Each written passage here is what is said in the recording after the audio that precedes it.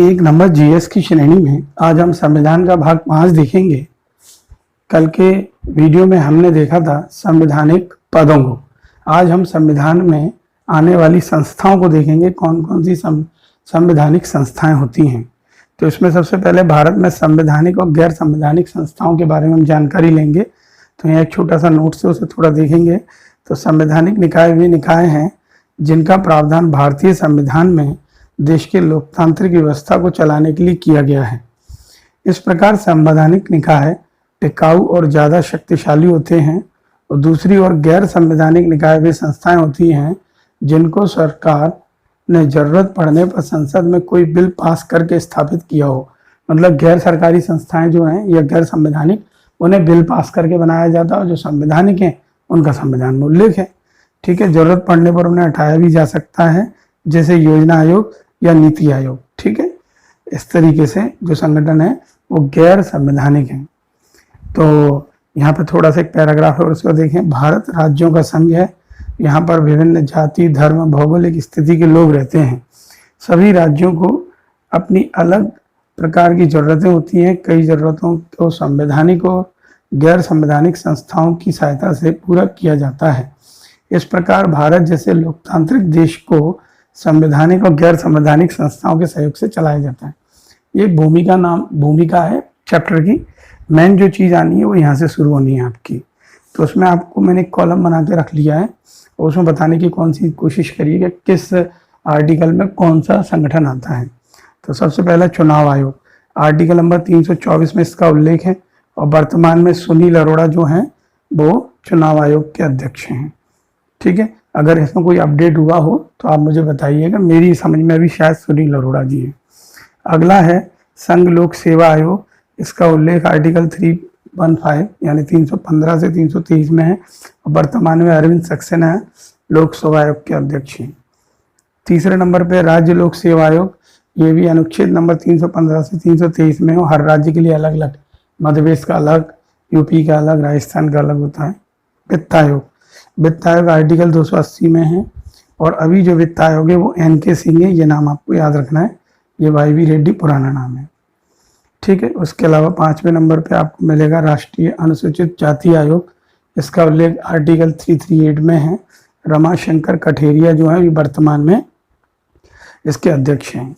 राष्ट्रीय अनुसूचित जनजाति आयोग आर्टिकल 338A में है, और नंद कुमार साय इसके ठीक है अभी अध्यक्ष हैं।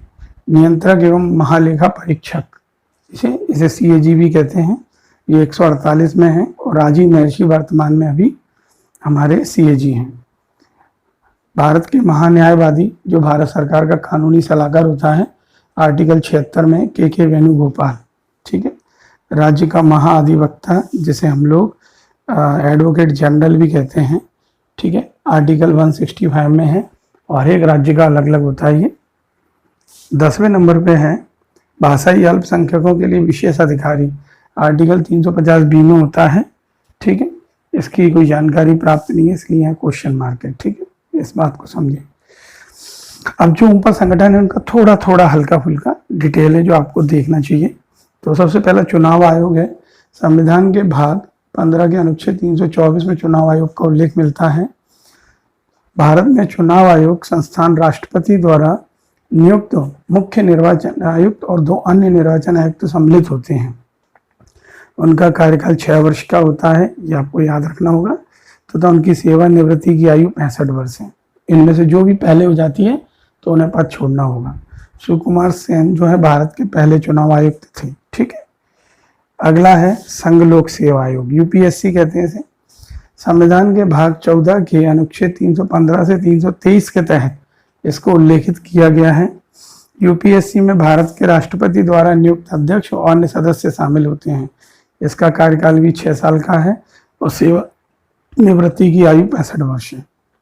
ठीक है, UPSC के अध्यक्ष का पद संभालने के बाद इसका जो अध्यक्ष होता है वो कार्यकाल पूरा होने के बाद किसी और कार्य को करता नहीं है, किसी भी और संगठन से जुड़ता नहीं है फिर। ठीक है, अगला राज्य लोक सेवा आयोग।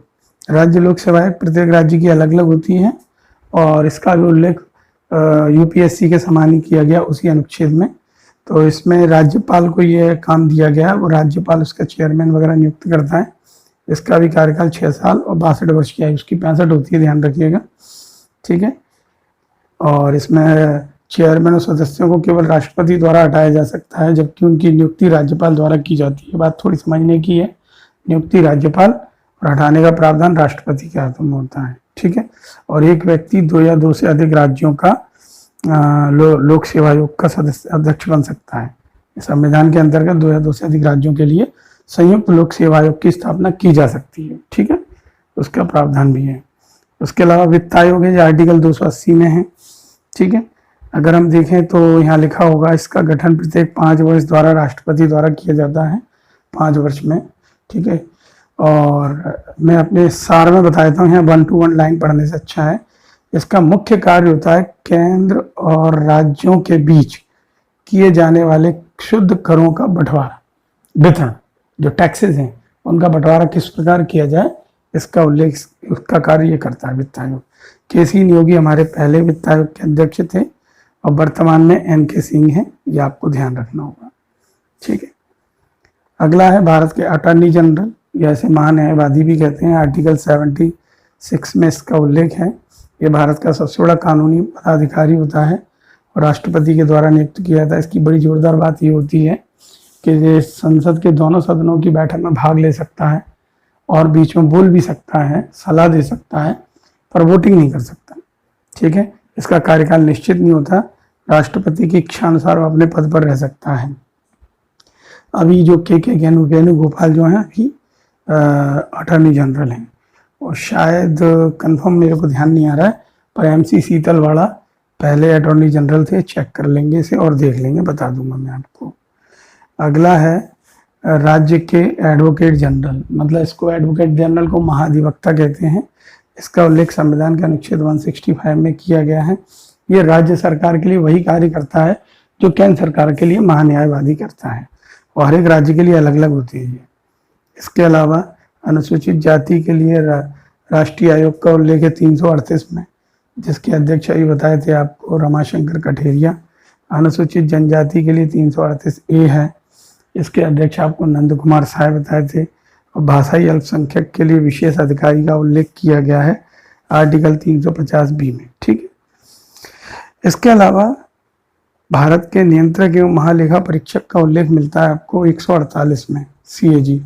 ये भारत के जितना भी लेखा होता है उसकी जांच करता है, ऑडिट करता है उसकी, ठीक है। वर्तमान में जो CAG है वो राजीव महर्षि जी हैं। तो ये सारी संवैधानिक संस्थाएं थी। अब हम गैर संवैधानिक संस्थाएं थोड़ी देख लेते हैं। गैर संवैधानिक संस्थाओं का मतलब होता है वे संस्थाएं जो देश के संविधान में लिखित नहीं हैं, ठीक है। वे संस्थाएं जो संविधान में लिखित नहीं हैं, लेकिन इनका गठन केंद्र सरकार के संसद में बिल पास करा के करना पड़ता है। ऐसे निकाय गैर संवैधानिक निकाय होते हैं जो किसी विशेष उद्देश्य की पूर्ति के लिए गठित किए जाते हैं, ठीक है। तो यहाँ एक नोट है, ये बहुत इंपॉर्टेंट है, ये काफ़ी एग्जाम में पूछा गया है, इसलिए बताया जा रहा है कि CBI एक संवैधानिक संस्था नहीं है। इसकी स्थापना 1963 में गृह मंत्रालय के एक प्रस्ताव के द्वारा की गई थी। इसका काम अपराध, ठीक है, देश में अपराध, घोटाला, इंटरनेशनल क्राइम के मामलों की जांच करना है। इसके अलावा कुछ गैर संवैधानिक संस्थान, उनकी सूची नीचे दिखाई जा रही है, उनके अध्यक्ष बताए जाएंगे। इनके सामने इनके आर्टिकल नहीं होंगे क्योंकि ये गैर संवैधानिक हैं। तो पहला है नीति आयोग, इसके अध्यक्ष मोदी जी, जो देश का प्रधानमंत्री होता है वो नीति आयोग का अध्यक्ष होता है। पहले इस जगह योजना आयोग हुआ करता था। दूसरा है राष्ट्रीय विकास परिषद, इसके अध्यक्ष भी नरेंद्र मोदी जी हैं। राष्ट्रीय मानव अधिकार आयोग, इसके हैं HL दत्तू, ठीक है। पूर्व चीफ जस्टिस जो होते हैं वो इसके सामान्य तौर पर अध्यक्ष बनते हैं। राज्य मानव अधिकार आयोग हर एक राज्य के लिए अलग अलग। केंद्रीय जांच ब्यूरो, CBI कहते हैं, ऋषि कुमार शुक्ला जी, ठीक है। अगला है केंद्रीय सतर्कता आयोग, संजय कोठारी, ठीक है। लोकपाल और लोकायुक्त, तो लोकपाल तो अभी पिनाकी चंद्र घोष हैं और लोकायुक्त हर एक राज्य के लिए अलग अलग होते हैं। राज्य सूचना आयोग हर राज्य के लिए अलग अलग होते हैं, पर केंद्रीय सूचना आयोग अभी बिमल जुल्का है।